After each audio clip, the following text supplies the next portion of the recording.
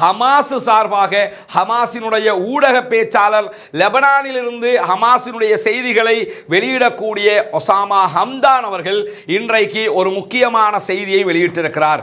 அதாவது ரஃபா மீதான உங்களுடைய தாக்குதல்கள் தொடருமாக இருந்தால், நீங்கள் யுத்தத்தை தொடர்ந்து கொண்டே இருந்தால், உங்களுடைய கைதிகள் பிணங்களாகத்தான் திரும்பி வருவார்கள், சில நேரங்களில் உங்களுக்கு பிணங்களும் கிடைக்காமல் போகலாம் என்று சொல்லி இன்றைக்கு கடுமையான ஒரு எச்சரிக்கையை ஹமாஸ் விடுத்திருக்கிறது. உங்க ஆக்களை உயிரோட எடுக்கணும்னா எங்க ஆக்களை நீங்க கொல்றதை நிறுத்தணும், அப்பாவிகள் மீதான தாக்குதலை நிறுத்தணும், உங்க ஆக்களுடைய பிணங்களாவது வேணும்னு நினைச்சீங்கன்னா ரஃபா அட்டாக்கை நீங்க உடனடியாக நிறுத்தணும். இல்லை என்று சொன்னால் கண்டிப்பாக நீங்கள் பிணங்களைத்தான் பெற்றுக்கொள்ள வேண்டி வரும். சில நேரங்களில் உங்களுக்கு பிணங்கள் கூட கிடைக்காமல் போகலாம். எனவே நீங்கள் ரஃபா மீதான தாக்குதலை உடனடியாக நிறுத்த வேண்டும் என்று இன்றைய தினம் கடுமையான எச்சரிக்கையை ஹமாஸ் சார்பாக ஹமாஸினுடைய ஊடக பேச்சாளர் ஒசாமா ஹம்தான் அவர்கள் இன்றைக்கு வெளியிட்டிருக்கிறார். அது மட்டுமல்லாமல் இன்றைக்கு நடக்கக்கூடிய செய்திகளை பொறுத்தவரையில் வார் கண்காணிப்பு அமைப்பு இன்றைக்கு ஒரு முக்கியமான செய்தியை வெளியிட்டிருக்கிறார்கள். அதாவது காசாவில் ஜபாலியா பகுதிகளில் தான் உச்சகட்ட மோதல் நடைபெற்று வருகிறது. இன்றைய தினம் 19க்கு மேற்பட்ட மெர்காவா டேங்குகள் அளிக்கப்பட்டிருக்கிறது.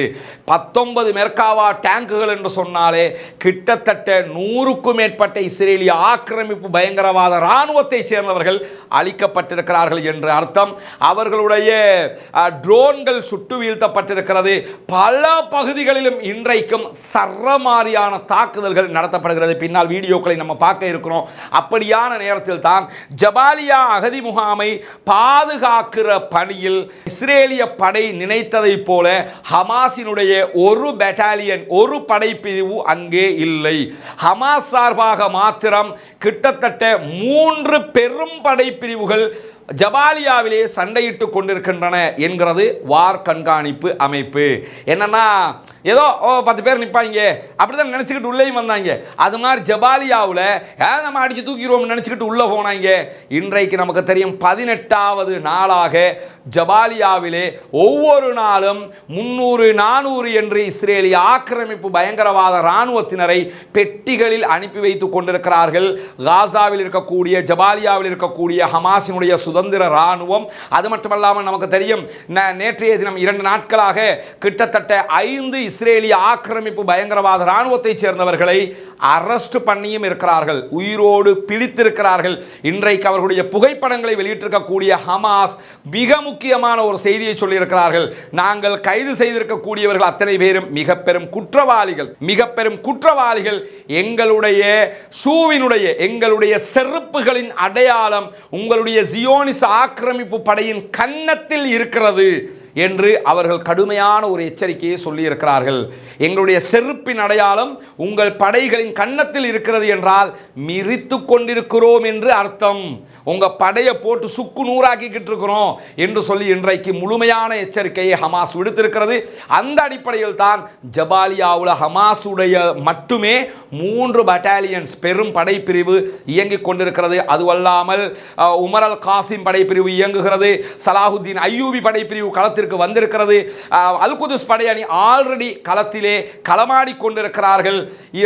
அல் அக்ஸா படைப்பிரிவு களத்திற்கு வந்திருக்கிறது. ஃபத்தாஹினுடைய படைப்பிரிவு களத்திற்கு வந்திருக்கிறது. இப்படி பல படைப்பிரிவுகளும் ஜபாலியாவிலே இஸ்ரேலிய படையினரை விரட்டி விரட்டி அழித்துக் கொண்டிருக்கிறார்கள், சுதந்திர வேட்கையில் போராடி கொண்டிருக்கிறார்கள் என்பதையும் இன்றைக்கு வார் கண்காணிப்பு அமைப்பு மிக துல்லியமாக அறிவித்திருப்பது மட்டுமல்லாமல் அல் குதுஸ் படையணி மிக முக்கியமான சில செய்திகளை இன்றைக்கு வெளியிட்டிருக்கிறார்கள்.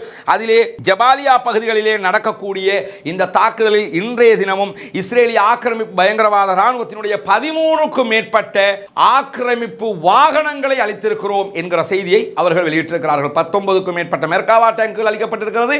13க்கும் மேற்பட்ட இராணுவ வெஹிக்கிள்ஸ் அளிக்கப்பட்டிருக்கிறது என்பது மட்டுமல்லாமல் வடக்கு காசா, நார்த் காசாவில் இருக்கக்கூடிய ஜபாலியா பகுதிகளில் கஸ்ஸாம் பிரிகேடும் அல் குதுஸ் பிரிகேடும் இணைந்து மேலும் பல தாக்குதல்களை 2 பேரும் சேர்ந்து நாங்கள் நடத்திக்கிட்டு இருக்கிறோம். தனியாக நடத்தின தாக்குதல் ஆரம்பத்தில் சொன்னாங்க, பின்னாடி சொல்றாங்க சேர்ந்து பல தாக்குதல்களை நடத்தி இருப்பது மட்டுமல்லாமல் இஸ்ரேலுடைய ஆளில்லா விமானம் ட்ரோனையும் நாங்கள் சுட்டு வீழ்த்தி இருக்கிறோம் என்கிற செய்திகளையும் அவர்கள் இன்றைக்கு வெளியிட்டிருக்கிறார்கள். காப்போதர சாதாரண தர பரீட்சை எழுதிவிட்டீர்களா?